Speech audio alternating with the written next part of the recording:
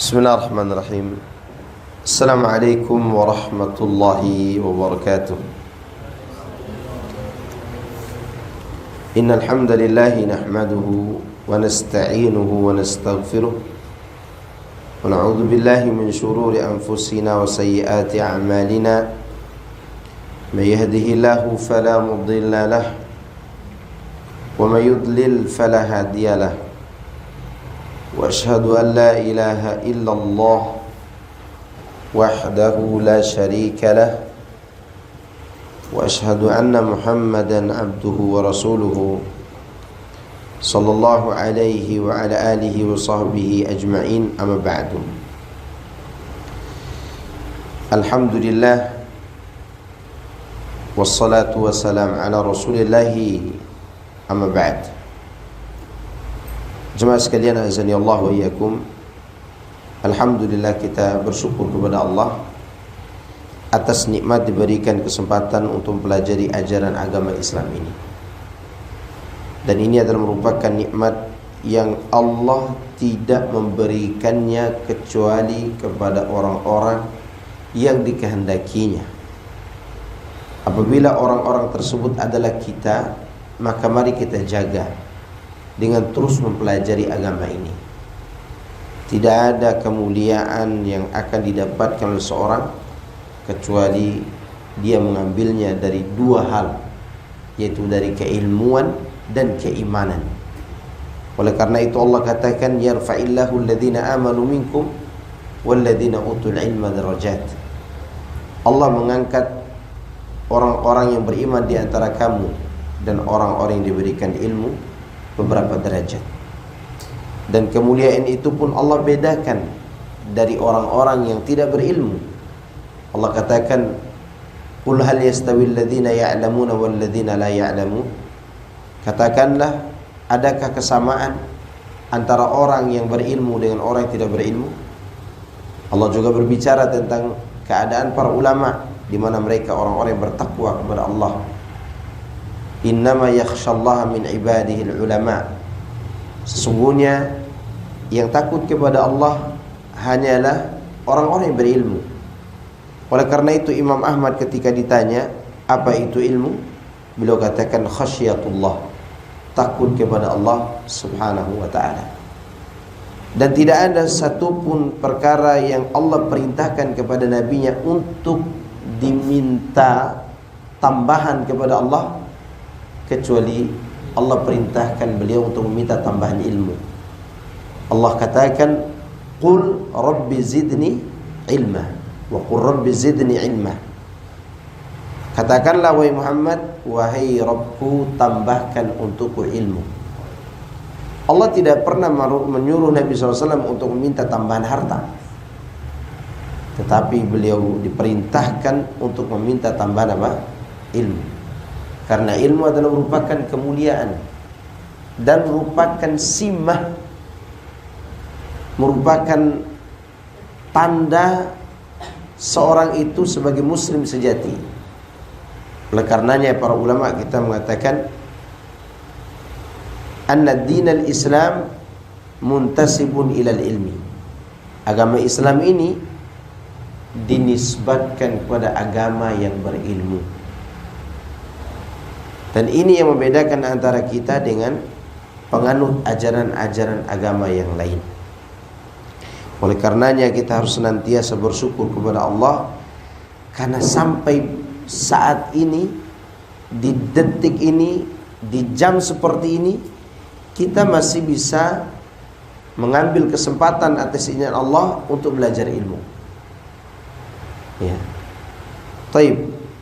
Adapun yang ingin kita sampaikan malam hari ini adalah yang berkaitan dengan hakikat tawakal kepada Allah.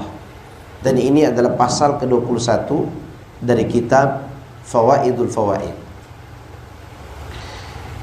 Pasal 21, Syekh Ali Hasan memberi judul Hakikatut Tawakkuli 'ala Allah. Hakikat bertawakal kepada Allah. Setelah seorang berusaha dan berdoa, apa yang dia lakukan? Dia membiarkan pilihan dan aturan kepada Allah di dalam meraih apa yang dia harapkan, atau dia khawatir terhadap kurangnya harta, maka dia sandarkan itu kepada Allah. Tentunya setelah dia berusaha dan berdoa. Atau ketika dia ingin sehat atau jauh dari penyakit, dia berusaha dulu menempuh jalannya, lalu hasilnya dia letakkan kepada Allah, dia harapkan kepada Allah Azza wa Jalla. Ya, karena sungguhnya dia tahu dengan ilmu yakin bahwa yang mampu melakukan segala sesuatu hanyalah Allah. Dan hamba itu juga tahu bahwa hanya Allah saja yang memiliki pilihan terbaik dan aturan yang terbaik. Dan bahwasannya aturan Allah untuk hambanya jauh lebih baik daripada aturan hamba itu sendiri untuk dirinya. Makanya kita tidak boleh mengatakan usaha tidak mengkhianati hasil. Nggak boleh. Karena usaha kita adalah amal perbuatan hamba, sedangkan hasilnya adalah perbuatan siapa? Allah. Kita serahkan hasilnya kepada Allah. Apakah Allah akan memberikan hasilnya itu sesuai dengan apa yang kita inginkan, atau justru dia memberikan yang lain yang sesuai dengan kehendak dia tanpa mengikuti keinginan kita? Setelah itu baru kita akan katakan pilihan Allah lah yang terbaik. Itulah orang yang bertawakal. Ya. Wa annahu a'lamu, karena hamba itu mengetahui bahwasannya hanya Allah yang paling tahu tentang kemaslahatan hamba itu sendiri daripada hamba itu mengetahui dirinya. Dan hanya Allah yang maha mampu mendatangkan maslahat itu dan menghasilkannya. Dan hanya Allah yang bersih di dalam memberikan kemaslahatan kepada hamba itu. Dan Allah sangat penyayang kepada hamba itu daripada hamba itu menyayangi dirinya sendiri. Di sini baru kita akan mengerti bahwa apa yang Allah pilihkan bagi kita saat ini itulah yang terbaik bagi kita. Ya. Kemudian wa abarru bihi minhu bi nafsihi, karena Allah sangat baik kepada hamba itu dibandingkan hamba itu sendiri berbuat baik pada dirinya. Wa alima ma'a dzalika annahu la yastati'u an yataqaddama baina yaday tadbirihi khutwatan wahidah wa la yata'akhkhar an tadbirihi lahu khutwatan wahidah. Bersamaan dengan itu hamba ini mengetahui bahwa dia tidak sanggup memajukan satu langkah pun di hadapan aturan Allah, dan dia tidak bisa memundurkan satu langkah pun di hadapan aturan Allah. Fa'alqa nafsahu baina yadayhi, dia pun bersimpuh di hadapan Allah, kemudian menyerahkan seluruh urusannya kepada Allah, dan dia pun bersimpuh seperti bersimpuhnya seorang hamba sahaya yang lemah di hadapan sang raja yang maha gagah lagi maha perkasa, yang memiliki kebebasan di dalam mengatur hambanya tergantung kemauan dia, dan tidak ada hamba tersebut memiliki kewenangan di dalam mengatur dirinya sendiri, tentu setelah berusaha dan berdoa. Setelah itu udah biarkan Allah yang memilih apa yang akan menjadi kemaslahatan buat diri kita.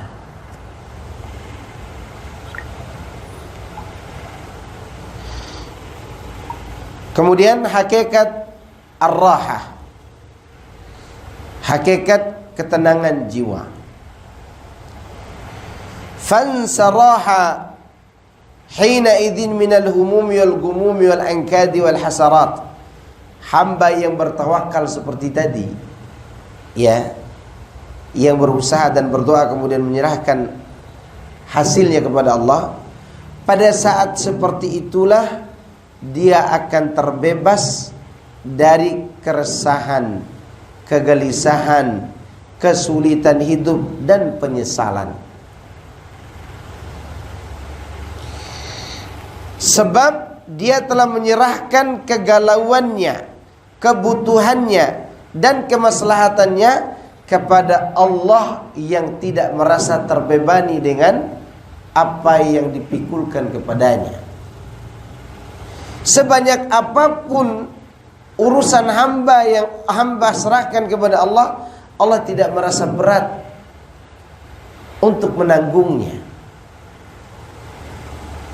Sehingga hamba itu terlatih untuk berpaling dari selain Allah. Dan Allah pun memperlihatkan kepada hamba itu kelembutannya, kebaikannya, rahmat dan kasih sayangnya, dan kebajikannya kepada hamba tersebut di dalam mendatangkan maslahat. Tanpa hamba tersebut berletih-letih, bercapek-capek, atau terlalu beri perhatian terhadap maslahat dan hajatnya tadi, karena Allah sudah menanggungnya. Ya, li'annahu qad sarafa ihtimamahu kullahu ilaihi. Itu semua terjadi karena hamba itu pandai menyerahkan atau memusatkan semua perhatiannya kepada siapa? Kepada Allah. Dan dia jadikan Allah sebagai satu-satunya tujuan hidupnya, tempat dia merindu, tempat dia berharap. Sehingga fasarafa anhu timamahu bihawaijihi wa masalihi dunyahu. Sehingga Allah Subhanahu wa taala menjauhkan dia dari beban pikiran untuk memikirkan maslahat-maslahat dan kebutuhannya. Arti begini, Allah memberikan ketenangan pada hamba ini tanpa hamba ini harus memikirkan apa yang akan terjadi besok, bagaimana keadaan saya besok. Karena hamba ini sudah dipalingkan oleh Allah dari memikirkan hal-hal tersebut, disebabkan dia berilmu dan yakin Allah yang menanggung kebutuhan hidupnya.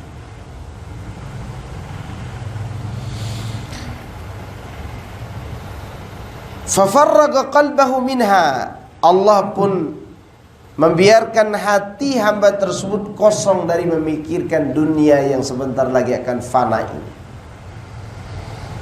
Betapa indahnya kehidupan orang seperti itu.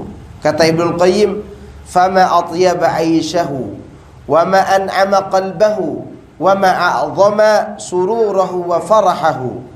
Betapa indahnya kehidupan orang seperti itu. Betapa nikmatnya apa yang dirasakan oleh hatinya, dan betapa besar kegembiraan dan kebahagiaannya. Ya, apa sebab? Sebabnya dia tidak terlalu sibuk dan letih memikirkan apa yang sudah pasti diberikan oleh Allah. Lihat kata Ibnu Qayyim selanjutnya, wa in aba illa tadbirahu li nafsihi. Apabila hamba itu menolak aturan dan pilihan Allah, kecuali pilihan dia sendiri atau aturan dia sendiri, apa kata Ibnu Qayyim? Ya, duna haqq rabbih, tanpa dia pikirkan hak Rabbnya. Dia tidak mau pikirkan tentang ketaatan kepada Allah, tentang menjauhi maksiat, tentang ibadah. Yang penting dia mencapai apa yang dia cita-citakan menurut keinginan dia dan kehendak dia dan pilihan dia. Orang seperti ini, kata Ibnu Qayyim, khallahu wa makhtarahu. Allah terlantarkan dia bersama apa yang menjadi pilihannya. Allah biarkan dia, ya. Wa wallahu ma tawalla. Allah biarkan dia tersesat di mana dia tersesat. Fahadarahu al-ham wal gham wal hazan wal nakad wal khauf wat ta'ab wa qasful bali wa su'il hal. Sehingga apa yang terjadi? Muncullah keresahan, kegelisahan, kesedihan, kesusahan hidup, takut, letih, sempitnya hati, dan jeleknya keadaan. Itu kondisi bila hamba itu mengikuti kehendaknya semata tanpa menyerahkannya kepada Allah. Fala qalbun yasfu wala amalun yazku wala amalun yahsulu wala rahatun yafuzu biha wala ladzatun yatahanna biha. Sehingga dia tidak memiliki hati yang bersih, tidak memiliki amalan yang suci, tidak memiliki cita-cita yang akan tercapai, dan tidak mendapatkan ketenangan yang dengannya dia bahagia, dan dia tidak mendapatkan kelezatan yang dengannya dia merasa nikmat. Bal qad hila bainahu wa baina masarratihi wa farahihi wa qurratu ainihi. Bahkan telah dijauhkan antara dia dengan kebahagiaannya, kegembiraannya, dan kesejukan hati. Semua itu dijauhkan dari hatinya. Lalu dia pun terus berusaha untuk mencapai cita-citanya seperti usahanya binatang buas, usaha yang tidak punya aturan. Wala yadfaru minha bi'amal wala yatazawwadu minha limi'ad atau lima'ad. Sehingga dia tidak memperoleh apa yang menjadi khayalannya, dan itu tidak menjadi bekal baginya untuk menghadapi hari kiamat. Nah, ini kondisi orang yang keras kepala. Banyak gak orang kayak gitu? Banyak. Allah suruh dia mencari ketenangan dengan zikir dan ibadah, dia cari ketenangan sesuai dengan nafsunya di tempat-tempat maksiat. Pergi ke karaoke, minum-minum khamar, berbuat maksiat, cari wanita dari satu wanita ke wanita berikutnya. Apa tujuan? Cari ketenangan menurut siapa? Menurut dia. Atau minimal dia paksa dirinya untuk mencari rezeki dari satu tempat ke tempat yang lain. Lupa dia terhadap sholat, lupa dia beribadah kepada Allah. Apa yang dia cari? Kebahagiaan. Temukan dia kebahagiaan? Tidak. Kenapa? Karena dia mencari dengan cara sendiri. Itulah yang terjadi pada diri orang-orang yang didatangi kegelisahan, keresahan, kesedihan, kesusahan hidup, keletihan, tidak dapat hati yang bersih, tidak dapat amal yang suci, cita-cita tidak tercapai, tidak ada ketenangan yang seharusnya dia bisa bahagia dengannya, terhalangi antara dirinya dengan kebahagiaan, kegembiraan, dan kesejukan hati. Semua itulah yang akan dia dapatkan. Kapan? Dikala dia inginkan ketenangan itu sesuai dengan kehendaknya. Nah, itu yang berbahaya. Kemudian kata Ibnu Qayyim rahimahullah, al-'abdu bainal amri wad dhaman. Hamba antara menjalankan perintah dan menerima jaminan. Kalau terjemahan bebasnya, hamba yang menjalankan syariat pasti dapat jaminan dari Allah. Jaminan berupa apa? Kebutuhannya terpenuhi, rezekinya diberikan, dicukupkan kehidupannya. Maka oleh karenanya, wallahu subhanahu wa ta'ala qad amara al-'abda bi amri wa dhamina lahu dhamanan. Allah sungguh ketika dia memerintahkan kepada hambanya satu perintah, pasti di sana Allah siapkan baginya jaminan yang akan mencukupinya. Coba antum perhatikan ayat, wa ma khalaqtul jinna wal insa illa liya'budun. Aku telah ciptakan jin dan manusia, tidaklah aku ciptakan jin dan manusia melainkan supaya beribadah kepada Allah. Kalimatnya supaya beribadah kepada Allah. Seakan-akan Allah batasi, kalian tuh diciptakan untuk beribadah. Berarti rezekinya ditanggung nggak oleh Allah? Ditanggung. Ya. Fa in qama bi amrihi bin nushi was sidqi wal ikhlasi wal ijtihad qama Allah subhanahu lahu bima dhaminahu min ar-rizqi wal kifayati wan nasri wa qada'il hawaij. Setiap kali seorang hamba menjalankan syariat Allah atau perintah Allah dengan penuh ketulusan hati, dengan kejujuran, keikhlasan dan sungguh-sungguh, maka bersamaan dengan itu Allah tunaikan apa yang Allah jaminkan untuknya berupa rezeki, kebutuhan hajatnya, pertolongan, ya, serta kemenangan. Berarti setiap kali kita berbuat sesuai dengan apa yang Allah perintahkan, setiap itu Allah siapkan bagi kita apa? Jaminan kecukupan. Ya, jaminan kecukupan. Dan kita tidak akan pernah dirugikan oleh Allah. Ya. Ana mau nanya sama antum. Sekarang antum belajar ilmu di sini malam ini. Di luar sana, ya, orang lagi berjualan tidak? Ya. Jangankan datang belajar ilmu, mereka sholat pun tidak. Ya.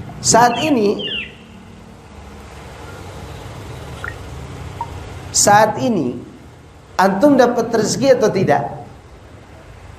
Pulang nanti ke rumah atau besok pagi sarapan gak antum?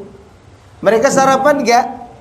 Sama, diberikan kecukupan, tapi mereka telah rugi meninggalkan apa yang Allah perintahkan. Mengejar dunia demi dunia lalu meninggalkan ibadah, ini yang tercela. Tidak ada Allah mencela orang-orang yang mencari rezeki, enggak. Tapi yang tercela adalah karena sibuk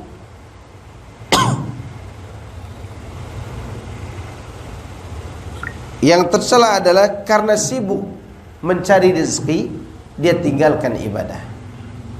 Itu yang tercela. Ya. Taib, lanjut. Fa innahu subhanahu dhamina ar-rizqa liman abadahu wan nasra liman tawakkala alaihi wa intasara bihi wal kifayata liman kana huwa hammuhum wa muraduhu liman kana huwa hammahu wa muradahu wal maghfirati liman istaghfara wa qada'il hawaij liman sadaqahu fi talabiha wa wathaqa bihi wa qawiya raja'ahu wa tam'uhu fi fadlihi wa judihi. Allah menjamin rezeki bagi setiap hamba yang beribadah kepadanya dan menjamin pertolongan untuk orang yang bertawakal kepadanya, serta Allah menjaminkan kecukupan bagi setiap orang yang menjadikan Allah sebagai cita-cita dan keinginannya. Artinya dia ingin berjumpa dengan Allah, dan Allah menjaminkan maghfirah bagi mereka yang meminta ampunan, dan Allah berjanji akan menunaikan hajat-hajat orang yang jujur di dalam mencari ridha Allah Subhanahu wa taala, dan memberikan mereka, menunaikan kebutuhan setiap orang yang mempercayai kekuatan Allah Subhanahu wa taala. Semakin kuat harapan dan semakin kuat keinginannya untuk mendapatkan apa yang ada di sisi Allah, maka Allah akan memberikan karunia dan kedermawaannya kepada hamba itu. Nah, lihat, apa yang kita takutkan lagi kalau begitu? Ya, semua sudah dijamin oleh Allah. Kalaupun sekarang kita sedang berusaha, silakan, nggak dilarang. Bukan berarti tawakal itu tinggal usaha, tidak. Tetapi yang Allah inginkan jangan sampai semua itu melalaikan kamu dari hak siapa? Hak Allah. Kemudian min alamati sa'adah, di antara tanda-tanda kebahagiaan. Fa min alamati sa'adati sarfu ihtimamihi ila amri lahi duna dhamani. Di antara tanda kebahagiaan seorang hamba, dia pusat memusatkan perhatiannya kepada perintah Allah tanpa dia memusatkan perhatian kepada apa yang telah menjadi jaminan bagi Allah, dijamin oleh Allah. Ya, ini anak punya analogi. Yes. Tadi kan Ibnu Qayyim mengatakan di antara tanda kebahagiaan yaitu seorang hamba memusatkan perhatiannya kepada perintah Allah berupa menjalankan ibadah dan ketaatan tanpa dia harus memberikan perhatian penuh kepada apa yang sudah dijamin oleh Allah. Contoh begini, Anda contohkan manusia ini. Ini A, ini B. A ini setiap panggil si B ke rumahnya, kata A kepada B, B, datang ke rumah yuk minum kopi. Setiap kali dia datang minum kopi ke rumah si A, setiap dia pulang dari rumah si A ini, si B dapat uang 5 juta dari si A. Pulang dikasih uang 5 juta tanpa bekerja. Karena si A ini memang kaya raya, teman baik si B. Begitu juga bulan depan A panggil lagi, B datang ke rumah, kita minum-minum kopi, kita ngobrol di rumah. Dia datang lagi, kemudian dia balik lagi membawa uang berapa? 5 juta. Dari siapa? Si A. Suatu hari si A ini berkata kepada B, B, saya butuh bantuan ente. Lampu bagian belakang rumah saya mati semua. Ana butuh orang yang akan memperbaikinya, dan saya tahu ente yang bisa perbaikinya. Si B mendengar perkataan itu, dia langsung ke rumah si A. Dia tanya gak gajinya tadi? B nanya gak gaji kepada si A? Berapa upah yang akan kau berikan? Gak akan ditanya oleh si B. Kenapa? Karena datang minum kopi saja dikasih, apalagi datang kerja. Maka si B karena dia cerdas, dia tidak akan pikirkan berapa yang akan dikasih oleh A. Kenapa? Karena selama ini A selalu beri kepada B, hanya karena datang minum kopi. Sampai di sini sudah paham? Paham gak sampai sini? Si B ini akan nanya, berapa gaji yang kau berikan kepadaku wahai A ketika saya datang ke rumahmu untuk memperbaiki listrik? Nggak akan tanya, karena kalau bertanya bodoh dong. Bodoh dia kalau bertanya. Kenapa? Karena dia sudah tahu sifat dermawannya siapa? A. Nggak kerja aja kasih duit, apalagi bekerja. Kenapa kita tidak gitukan kepada Allah? Hah? Allah setiap kali kita melakukan perdagangan, dia masih kasih oksigen kepada kita. Tidak pernah kita minta nih oksigen, padahal dia kebutuhan nomor 1 dalam kehidupan kita. Ketika kita disuruh sholat, kita ragu. Allah panggil hayya ala sholat. Dalam pikiran kita, kalau saya sholat, ini toko ditutup nih, tidak dapat rezeki nih hari ini. Kira-kira ini pikiran orang bodoh apa benar? Bodoh. Dia tidak minta saja Allah kasih, apalagi Allah suruh dia beribadah, pastinya di balik ibadah itu rezekinya ditanggung oleh Allah. Ya enggak? Allah suruh dia menuntut ilmu, apa mungkin Allah telantarkan dia ketika dia menuntut ilmu? Tidak menuntut ilmu saja dikasih oksigen setiap dia bangun tidur. Bahkan di saat dia tidur ngorok pun dikasih oksigen. Pernah waktu subuh atau waktu tahajud kita minta, ya Allah berikan aku oksigen. Mana yang lebih antum butuhkan, fulus apa oksigen? Nah, fulus apa oksigen? Oksigen. Bahkan makanan pun tidak kita begitu butuh dibandingkan apa? Oksigen. Bisa antum lapar 2 hari? Bisa. Orang puasa 2 hari tidak makan dan tidak minum? Bisa. Tapi tidak ada yang pernah hidup dengan kehilangan oksigen 5 menit. Jangan 5 menit, 2 menit mati. Ya, itu menunjukkan bahwa orang-orang yang meninggalkan ibadah karena takut kehilangan rezeki, seperti bodohnya si B tadi jika dia menanyakan gaji kepada si A di saat disuruh betulin listrik di belakangnya. Karena dia udah tahu ini A pasti kasih duit. Jelas gak? Nah, itu sebenarnya perumpamaan yang seharusnya membuat kita cerdas seharusnya. Bukan semakin jauh dari Allah. Allah panggil sholat, kita santai aja tuh. Tukang parkir dengan tukang parkirnya, penjual sayur dengan penjual sayurnya, pedagang HP dengan HP-nya, ya, anak motor dengan gaya motornya. Tidak ada yang mengerti bagaimana kedermawan Allah kepadanya jika dia menjalankan perintah Allah. Taib. Maka hanya orang yang bahagialah yang memusatkan perhatiannya kepada perintah Allah tanpa dia begitu memperhatikan apa yang sudah dijamin oleh Allah. Wa min alamatil hirman faragh qalbihi min ihtimami bi amri wa hibbihi wa khasyatihi wal ihtimam bi dhamanihi wallahu almusta'an. Dan di antara tanda seorang terhalangi dari kegembiraan dan kebahagiaan atau terhalangi dari hidayah dan taufik, yaitu hatinya kosong dari memperhatikan dan memperdulikan perintah Allah, karena dia sibuk dengan memperhatikan apa yang sudah dijamin oleh Allah. Hanya Allah tempat kita mohon pertolongan.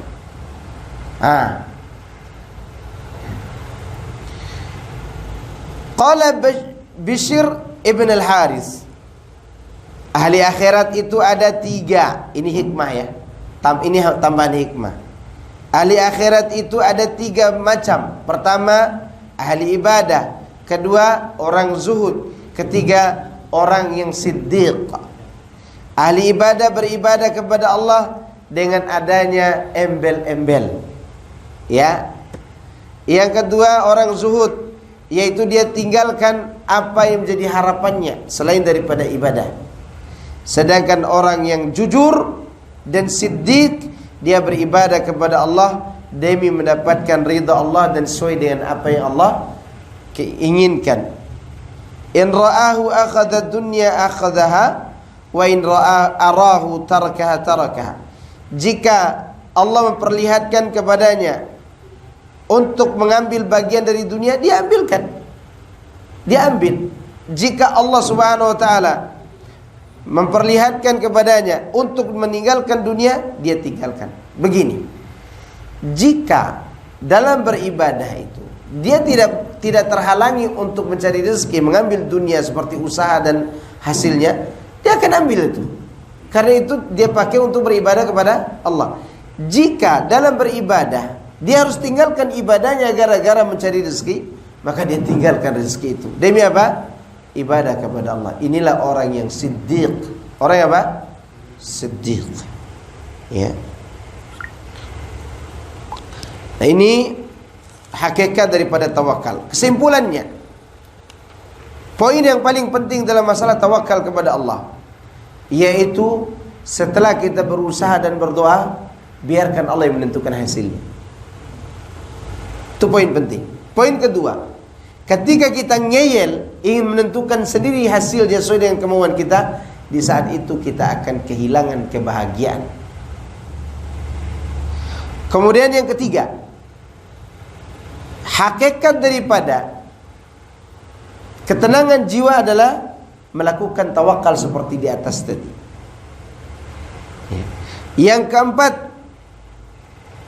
di antara hal yang harus diingat oleh hamba di saat dia taat kepada Allah, Allah berikan jaminan kepadanya berupa ditunaikan kebutuhannya. Kemudian yang kelima, di antara tanda kebahagiaan, seorang memusatkan perhatiannya terhadap apa yang Allah perintahkan tanpa terlalu memusatkan perhatiannya kepada apa yang Allah jamin. Ahli ibadah yang benar adalah mereka yang tetap beribadah kepada Allah. Kalau punya kesempatan untuk mengambil dunia, mereka ambil tanpa mengorbankan ibadah. Tapi jika ibadah yang menjadi korban, maka dia tinggalkan dunia itu demi menghidupkan apa? Ibadah. Itu dia hamba-hamba Allah Subhanahu wa ta'ala. Baik. Sampai di sini ada pertanyaan. Karena setelah itu kita masuk pasal kedua. Ada pertanyaan? Pasal 22. Oke. Ana bertanya kalau gitu.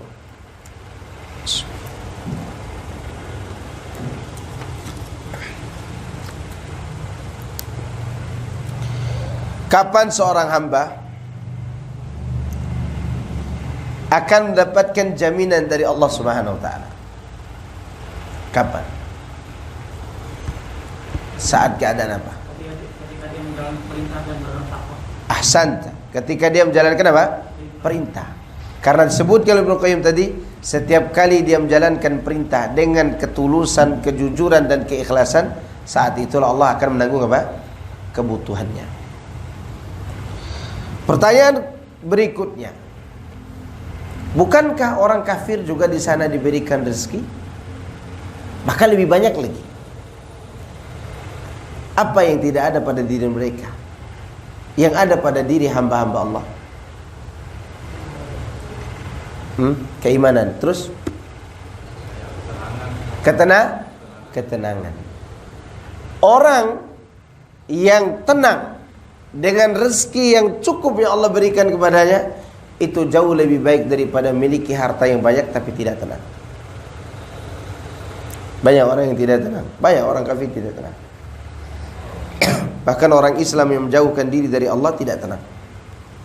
Kalau kita sudah merasa tidak tenang gara-gara dunia, segera pulang kepada Allah, zikir lagi kepada Allah, istighfar lagi, minta ampun.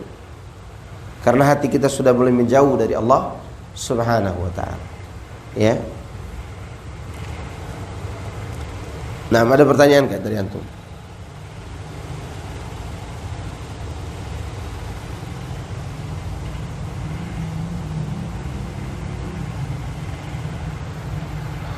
Ada pertanyaan dari antum? Kalau tidak ada, kita cukup ya. Ini udah jam berapa? Oh belum, ini baru jam 8.18. Kita lanjut. Hakikat tawakal. Setelah itu pasal 22. Anwa'u tawakkuli ala Allah. Macam-macam bertawakal kepada Allah. Tawakal kepada Allah ada dua macam. Yang pertama, tawakkulun alaihi fi jalbi hawaijil abdi wa hududhihi dunyawiyah au daf'i makruhatihi wa masaibihi dunyawiyah. Tawakal pertama adalah tawakal untuk meraih segala kebutuhan hamba dan bagian-bagiannya yang bersifat duniawiyah, atau bertawakal dalam rangka menolak apa-apa yang tidak disukai dan musibah-musibah yang bersifat duniawi. Jadi tawakal kita pertama dalam rangka mencapai kebutuhan-kebutuhan dunia. Seperti antum lakukan berdagang, ya kan, berusaha, mengajar. Semua itu adalah usaha untuk meraih dunia. Lalu kita tawakal kepada Allah. Ya. Atau untuk mencegah daripada musibah-musibah dan hal-hal yang tidak diinginkan. Seperti kita keluar rumah, bismillah tawakkaltu Allah la haula wala quwata illa billah. Agar kita di jalan terhindar dari hal-hal yang tidak menyenangkan. Tawakal yang kedua, jenis kedua, at-tawakkulu alaihi fi husuli ma yuhibbuhu wa yardah minal iman wal yakin wal jihad wad da'wati ilaihi. Itu bertawakal kepada Allah demi mencapai apa yang dicintai dan diridhoi oleh Allah.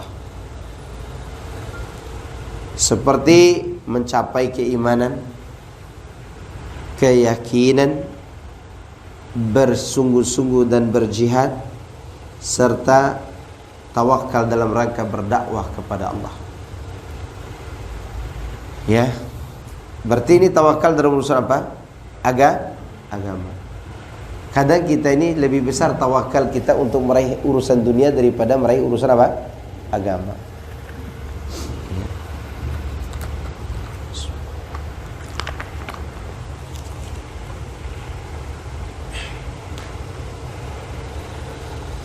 Wa baina naw'aini minal fadl. Afwan. Coba kita perhatikan tawakalnya para nabi dan rasul di saat mereka menjalankan agama. Contoh Nabi Musa. Ketika Nabi Musa berada di hadapan Fir'aun dan bala tentaranya. Fir'aun sudah diingatkan dengan mukjizat Nabi Musa. Dia ngeyel. Dia menampakkan kesombongannya seakan-akan dia bisa berbuat segala-galanya kepada Nabi Musa. Apa kata Nabi Musa? Fasatadhkuruna ma aqulu lakum wa ufawwidu amri ila Allah innallaha basirun bil ibad. Kalian akan ingat dengan peringatanku. Aku akan serahkan semua urusanku kepada Allah. Sungguhnya Allah Maha melihat hamba-hambanya. Ingat, Nabi Musa ini berhadapan dengan musuh yang 100% diyakini sebagai apa? Musuh. Kalau pemerintah kita kan masih mereka-reka, kita masih berkhayal-khayal. Jangan-jangan kan begitu kita. Ini sudah pasti Firaun. Ya, Nabi Musa tetap bertawakal kepada Allah. Lihat para sahabat ketika berjihad. Masih ingat ayat wa qalu hasbunallahu ni'mal wakil. Kapan ayat itu dibaca oleh para sahabat? Diucapkan oleh para sahabat sehingga Allah merekomendasikan ucapan itu.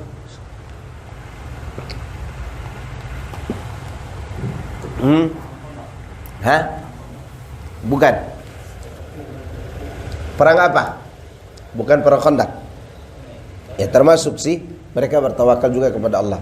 Tapi berkaitan langsung dengan ayat itu. Perang apa? Bukan. Ada lagi. Uhud. Naam. Tapi Uhud babak ketiga. Uhud itu babak pertama waktu pemanah di atas bukit Rumat menangkan kaum muslimin. Pemanah turun, datang orang kafir dari belakang. Waktu itu Khalid bin Walid panglima mereka, kalah kaum muslimin. Itu babak keduanya, rugi. Ya. Setelah itu, singkat cerita, orang kafir pulang kembali ke kota Mekah. Hari Sabtu kaum muslimin kembali ke Madinah dari Uhud. Malam Ahad tidak ada para sahabat yang tertidur,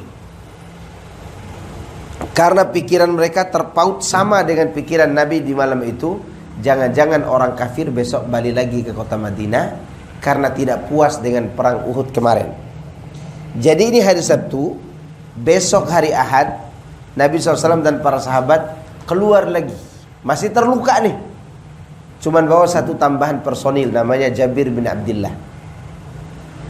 Keluar sampai ke satu tempat namanya Hamra'ul Asad. Ini Hamra'ul Asad ini adalah babak ketiga dari perang Uhud. Di mana Hamra'ul Asad? Jaraknya dari kota Madinah kurang lebih 50 kilo. Keluar. Para sahabat ada di situ. Nabi SAW punya teman lama, orang Quraisy, yang membawa berita kepada Abu Sufyan bahwa Muhammad membawa pasukan tambahan personil yang tidak dibawa sebelumnya. Maksudnya Jabir bin Abdullah seorang diri. Awalnya orang kafir yang mendengar berita itu, mereka hampir kocar-kacir, pecah di kubunya Abu Sufyan. Tapi Abu Sufyan berhasil memberikan motivasi kepada mereka untuk menyerang kaum muslimin. Karena Abu Sufyan waktu itu seperti dugaan Nabi, mereka akan kembali di hari Ahad itu. Hari Ahad. Ya. Begitu Abu Sufyan bertemu dengan kafilah yang datang mengarah ke kota Madinah, Abu Sufyan kirim pesan kepada Rasulullah dan para sahabat melalui kafilah rombongan dagang tadi, untuk menyampaikan kabar bahwa seluruh manusia sedang berkumpul untuk menyerang kalian, wahai manusia, wahai kaum muslimin. Nah, itulah kabar dibawa oleh orang-orang rombongan tadi. Tujuannya apa? Untuk menakut-nakuti para sahabat.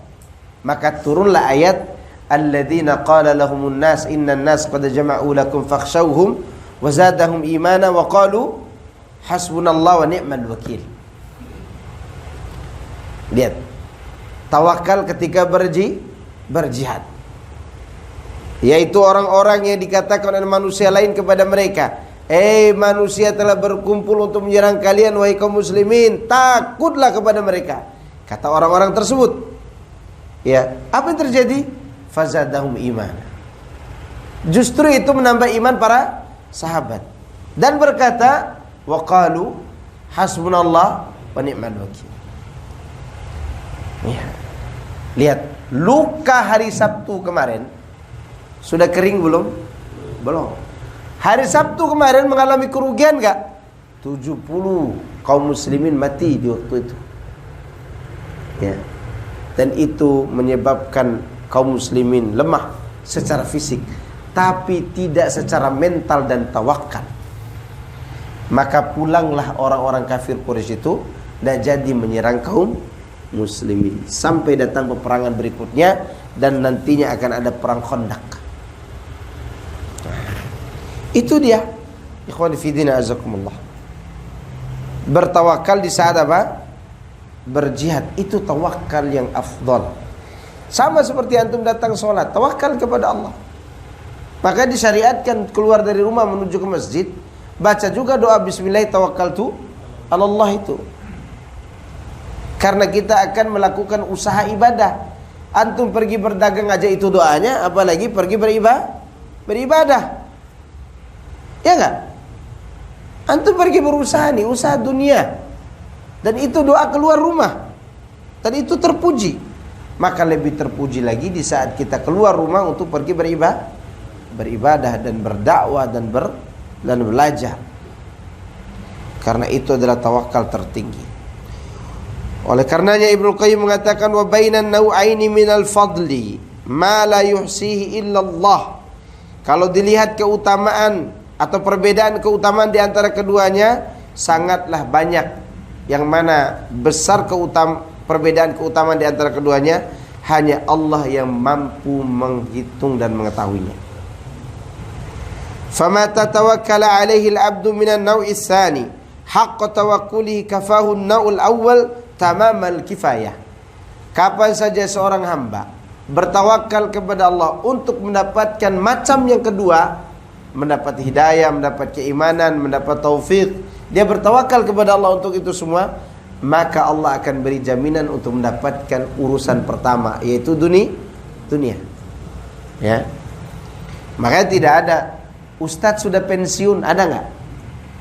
Nggak ada. Panglima pensiun ada. Presiden 2 dekade, 2 periode ada, 1 dekade. Atau ada presiden yang 3 dekade, 30 tahun, ya selesai juga. Ya kan? Tetapi tidak pernah ada seorang ulama pensiun gitu, nggak ada. Ya, tidak ada ulama pensiun. Ulama tetap ulama. Maka oleh karena itu, ketika seorang perhatikan tawakal untuk mencapai urusan kedua ini, itu mencapai iman, yakin, jihad, dan juga melakukan dakwah di jalan Allah atau yang lainnya dari ketaatan-ketaatan, maka Allah akan cukupkan kebutuhannya di perkara yang pertama.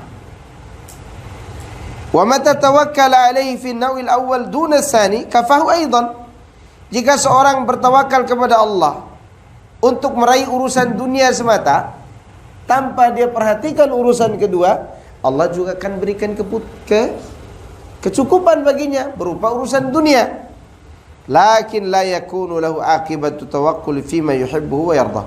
Tapi hasil daripada apa yang dia tawakalkan tadi tidak dia capai sesuai dengan apa yang dicintai dan diridhoi oleh Allah. Itu dia. Ya. Maka kesimpulannya, fa'adhamu tawakkuli ali tawakkulu fil hidayati wa tajridi tauhid wa mutaba'atir rasul wa jihadi ahli al-batil. Fahadha tawakkulur rusul wa khassati atba'ihim. Perhatikan. Maka tawakal yang paling agung adalah bertawakal untuk mendapatkan hidayah dan memurnikan tauhid dan mengikuti Rasul serta berjihad melawan ahli kebatilan.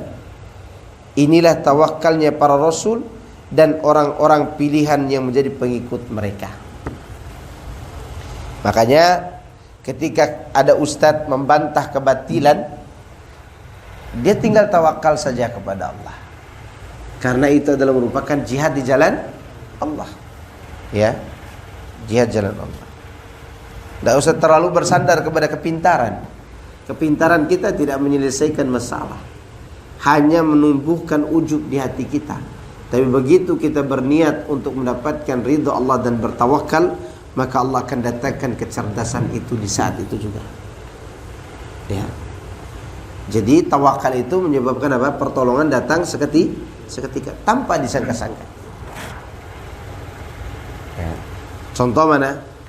Para sahabat bertawakal di saat perang Khandaq. Ya kan? Mereka bertawakal kepada Allah sesuai dengan apa yang Allah perintahkan kepada mereka, agar mereka segera bersandar kepada Allah. Lihat, saking kuatnya tawakal para sahabat. Ini kota Madinah nih.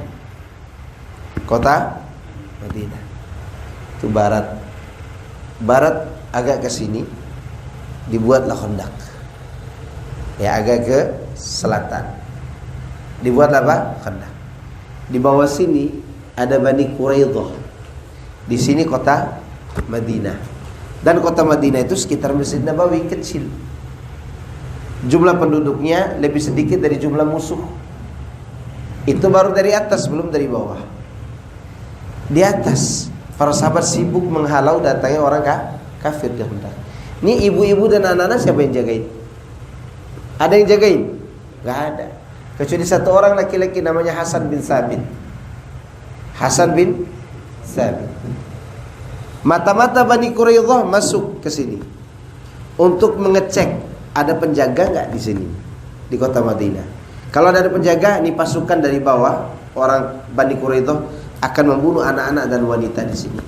Sedangkan bapak-bapak di atas akan dihabisi oleh kafir Quraisy dan Bani Ghatafan. Itu rencana Yahudi. Pengecut nggak Yahudi itu? Pengecut. Dia cari anak-anak dan ibu-ibu. Benar datang mata-mata Yahudi ke dalam kota Madinah untuk mengintai. Lalu akan diberitahukan kepada sukunya bahwa di sini tidak ada penjaga sehingga diserang. Sofia binti Abdul Muttalib, dia udah merasakan bahaya itu. Dia suruh Hasan bin Thabit, "Wahai Hasan, turunlah kau lawan Yahudi."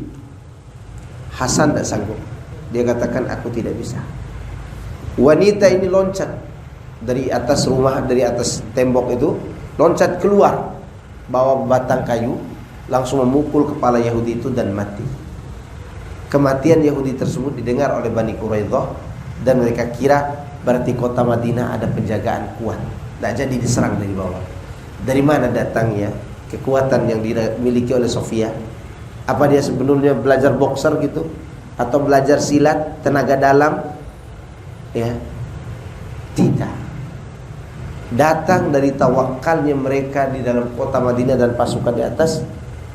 Melalui tawakalnya mereka lah Allah berikan pertolongan melalui siapa tadi? Sofia binti Abdul Muttalib. Sekiranya Yahudi ini tidak mati dan dia bawa berita ke Bani Quraidah, maka akan habislah kaum muslimin.